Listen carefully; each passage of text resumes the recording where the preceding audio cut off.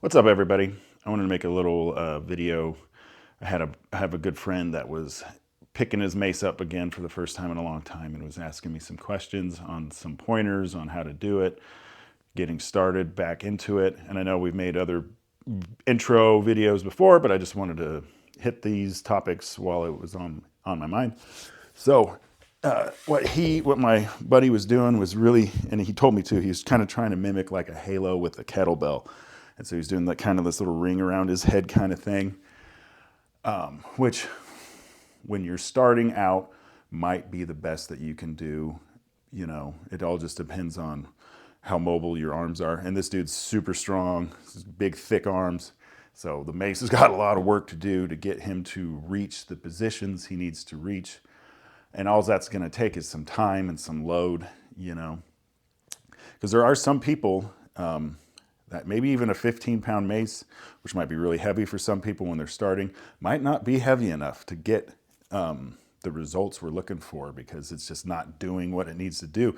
There's just too much mass that it's battling. So that's something to consider if you've been swinging the mace around and your hands just do not come below your head, you know, because what I was telling him is you want to get your elbows will eventually be to where you can touch your spine, you know, comfortably between, right below your neck is kind of what I can reach with both of my arms.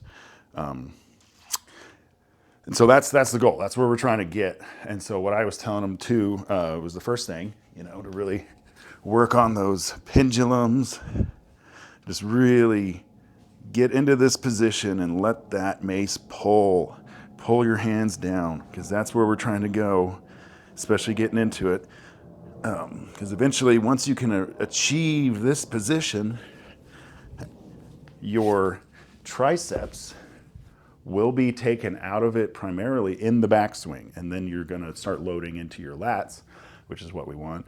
And then your triceps will take over in that pullover as you extend the hands towards the belly button, pulling the mace over. And that's where we're trying to go. So if your hands are stuck up here, there's more time needed with the mace, and then B, maybe a little bit more weight on there. And I told him, you know, obviously don't go crazy, go about it slowly. Don't, you know, if you start getting elbow pain, that's when you're too heavy.